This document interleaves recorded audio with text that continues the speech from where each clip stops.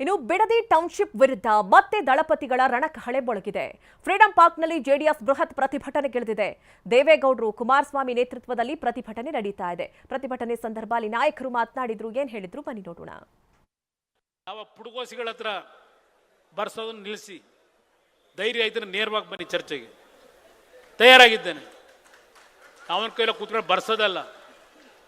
ಏನನ್ನಾಗಿದೆ ಸತ್ಯಾಂಶ ನಾನು ನೋಡಬೇಕಾಗಿಲ್ಲ, ದಾಖಲೆನ ತಲೆಯಲ್ಲಿ ಇಟ್ಕೊಂಡಿದ್ದೇನೆ. ಪ್ರತಿಯೊಂದು ಬೇಕಾದ್ರೆ ಹೇಳ್ತೀನಿ, ಎಕ್ಸ್ಪ್ಲೈನ್ ಮಾಡ್ತೀನಿ, ಯಾವ ಡೇಟ್ ಸಮೇತ ಹೇಳ್ತೀನಿ.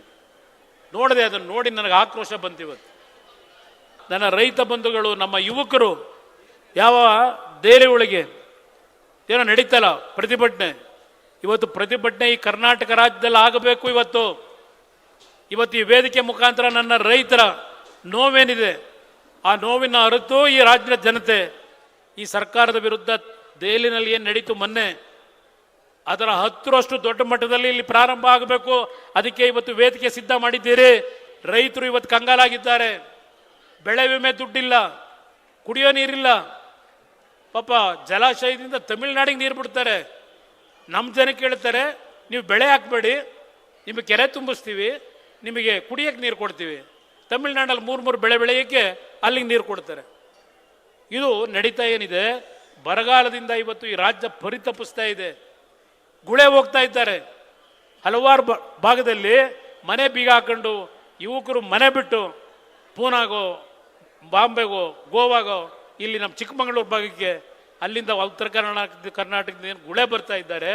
ಏನಪ್ಪ ಮಾಡಿದಿರಿ?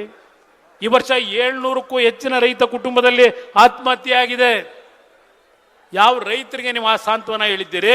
ಯಾರಿಗೆ ಇವತ್ತು ಆತ್ಮಸ್ಥೈರ್ಯ ತುಂಬಿದ್ದೀರಿ? ನೀವು ನಮ್ಮನ್ನು ಪ್ರಶ್ನೆ ಮಾಡೋದಕ್ಕೆ ನೀವೇನು ಅರ್ಹತೆ ಇಟ್ಕೊಂಡಿದ್ದೀರಿ?